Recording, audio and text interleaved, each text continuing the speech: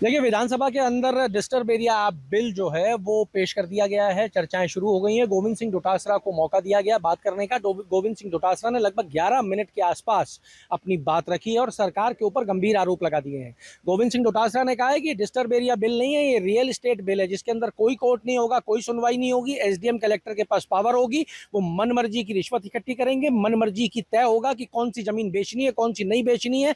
और ये भी कह दिया कि राजस्थान की गंगा जमनी तहजीब को सरकार खराब और खत्म करने के लिए ये बिल लाई है। मेरे साथ जुड़ गए हैं हवामहल विधायक गोपाल शर्मा जी। साहब, आप ही से शुरुआत कर लेते हैं, क्योंकि आप ही के लिए डोटासरा जी ने एक स्टेटमेंट जारी किया है कि रफीक खान और हमारे गोपाल जी बड़े प्यार से गले मिलते हैं, अगर ये बिल आ गया तो गंगा जमनी तहजीब खत्म हो जाएगी। इस बिल से भारत की एकता मजबूत होगी और ऐसे विभाजनकारी तत्व जो झुंड के अंदर रह करके दूसरे लोगों को परेशान करते हैं, उन पर रोक लगेगी। ये बिल स्थायी रूप से किसी जगह को अशांत घोषित नहीं करता, बल्कि 3 साल के लिए करता है। उसका रिव्यू हो सकता है और कोई भी व्यक्ति किसी भी बिल आने के बाद में किसी भी चीज के लिए न्याय प्राप्त करने के लिए स्वतंत्र है। इसलिए ये सब बातें करना कि ये रियल इस्टेट के लिए है, ये है, क्या पाकिस्तान कांग्रेस ने रियल इस्टेट के लिए बनाया था? पाकिस्तान तो साहब मुल्क ही अलग हो गया ना। तो अब तो एक ही जयपुर शहर है, जयपुर शहर के अंदर ही दो हिस्से हो जाएंगे, एक डिस्टर्ब एरिया कहलाएगा, एक नॉन डिस्टर्ब कहलाएगा। इसीलिए, क्योंकि पाकिस्तान नहीं बनने देना है। तो क्या ये बंटवारा नहीं होगा शहर के शहर का? नहीं, मिनी पाकिस्तान नहीं बनने देना है जयपुर में। और ये शुरू से हम लोग आवाज उठाते रहे हैं कि जयपुर को मिनी पाकिस्तान नहीं बनने दिया जाएगा। आज एक कॉलोनी में जहां 100 घर थे, वहां पर केवल एक परिवार रह रहा है और वो परिवार भी मकान बेचने के लिए उतावला है ताकि वो अपने जीवन की सुरक्षा कर सके, परिवार को बचा सके। तो इससे एक शांति की स्थापना होगी, आपस में सौहार्द भावना पनपेगी। गोविंद सिंह डोटासरा ने सदन में कहा शादियां नहीं होंगी साहब, लोग पूछेंगे कि कहाँ रहते हो, डिस्टर्ब एरिया में, बेटी नहीं देगा कोई। गोविंद सिंह डोटासरा ने कहा है कि अनुच्छेद 301 जो ये कहता है कि मेरी मर्जी हो, मैं जहां इस देश के अंदर संपत्ति खरीद सकता हूं और बेच सकता हूं। अनुच्छेद 14 समानता का अधिकार देता है, उन सब का उल्लंघन किया जा रहा है सिर्फ और सिर्फ गुजरात को खुश करने के लिए। दुर्भाग्य की बात है कि डोटासरा जी को कानून का अध्ययन नहीं है, वो जानते नहीं हैं, उनको पता नहीं है कि उनकी जो नेता हैं प्रियंका वाड्रा, उनको भी शिमला में मकान बनाने के लिए राष्ट्रपति रिट्रीट के पास विशेष अनुमति लेनी पड़ी थी। इसलिए वो ये जो कहते हैं कि चाहे जहां जो भी ले सकता है, ऐसा नहीं है, ऐसा नहीं है।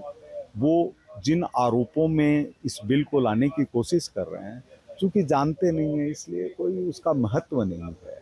अगर यही स्थिति, ये बिल आज अगर पाकिस्तान बना ले, बांग्लादेश बना ले, तो हिंदुओं को कितना आराम हो जाए।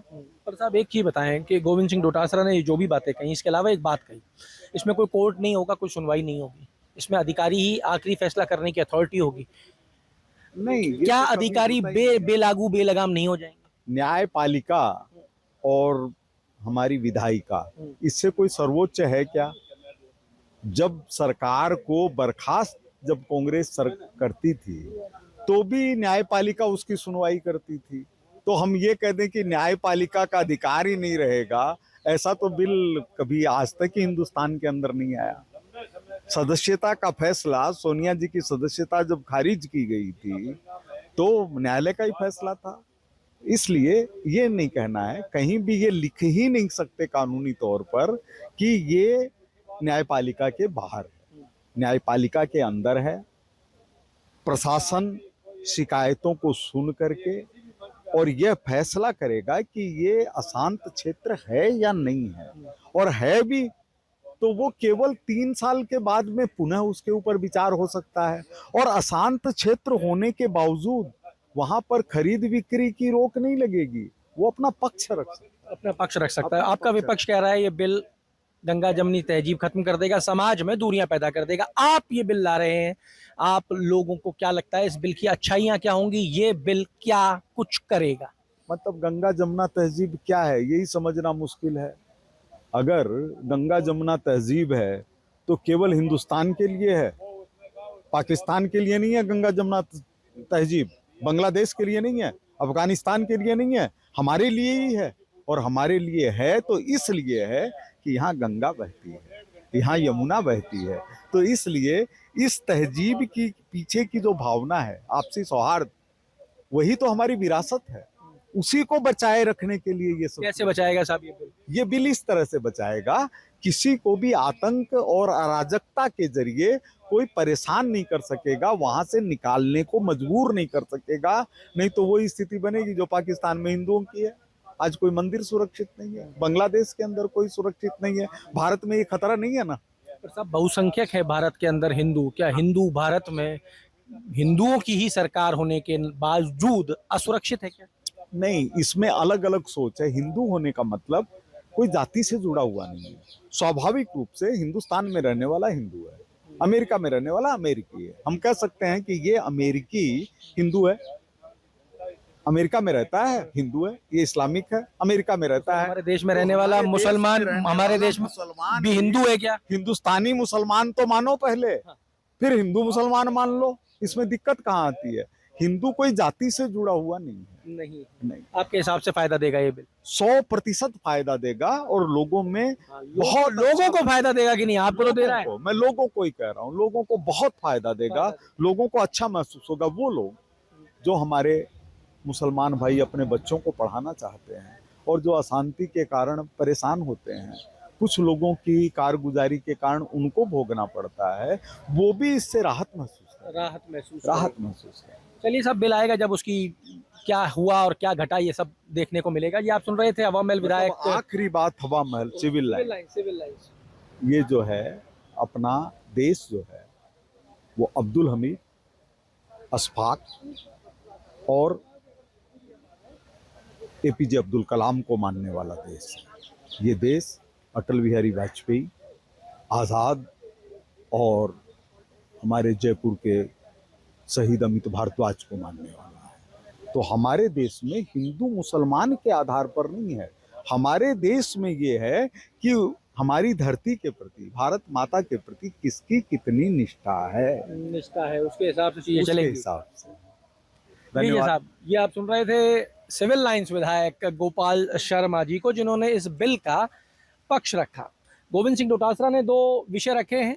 उन्होंने कहा कोई अदालत नहीं, कोई सुनवाई नहीं। गोपाल जी ने उसका खंडन कर दिया है कि ऐसा कोई बिल बन नहीं सकता जो न्यायपालिका जिसमें शामिल ना हो। और ये गोविंद सिंह डोटासरा का कहना है ये बिल सौहार्द बिगाड़ेगा। इधर भारतीय जनता पार्टी का कहना है कि ये बिल आने दीजिए, उसके बाद देखिएगा कि जो आज विरोध कर रहे हैं वो कल खुद इस बिल के समर्थन में खड़े होंगे और इसके फायदे लेते नजर आएंगे। नहीं, एक चीज मैं और जोड़ना चाहता हूँ। आज डोटासरा साहब विधानसभा में बोल रहे थे, तो इस बिल का कितना परोक्ष प्रभाव है। एक बार भी गुस्से में नहीं आए, उनकी बात पर कोई विवाद नहीं हुआ। उनको 10 मिनट का समय दिया गया था, 11 मिनट में बैठ गए। एक विषय और रह गया साहब, उन्होंने कहा डिस्टर्ब एक्ट तो ला रहे हो आप, डिस्टर्ब मंत्री एक्ट क्यों नहीं ला रहे हो? कुछ नहीं, वो इसलिए नहीं कि उनके क्षेत्र में तो खुद ही अवसाद केंद्र बनने जा रहा है। तो एक मंत्री और उसके लिए थोड़ी होते, ये सब व्यवस्था है।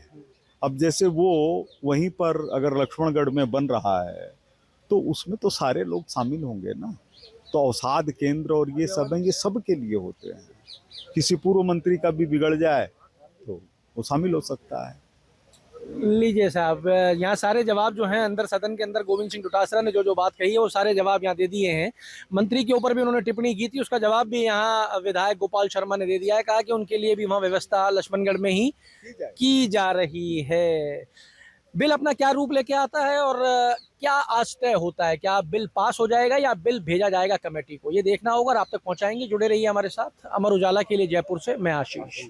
आपके राज्य की खबरें, आपके शहर की खबरें सबसे पहले जानने के लिए देखते रहें अमर उजाला। चैनल को सब्सक्राइब जरूर कर लें और पाएं हर अपडेट।